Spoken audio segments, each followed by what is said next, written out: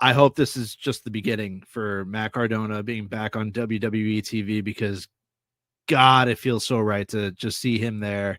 And he deserves it. He 1000% deserves it. He's been working his ass off on the indies, and finally he's back on WWE TV.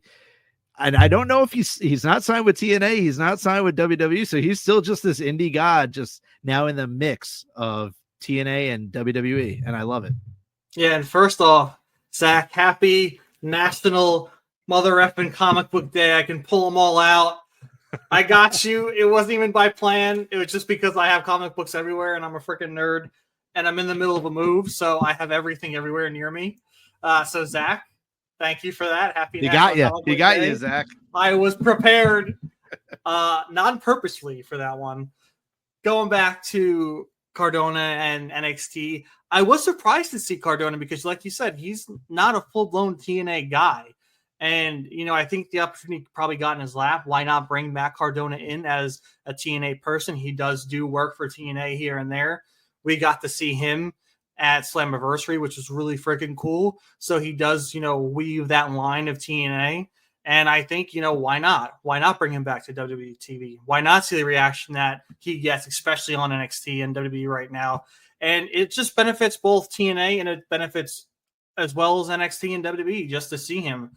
I think he's super excited, especially being shown that way. This freaking thing is popping up on me. Ignore those things going on. But yeah, I want to see why they highlighted him first. I want to know what his involvement's going to be. We saw him throwing fists with, I think it was Javon Evans in the corner, I think we saw.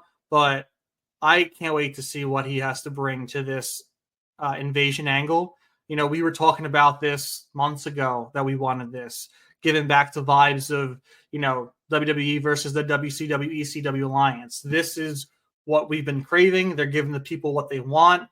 And I think it's going to start even more at No Mercy. We saw the brawl.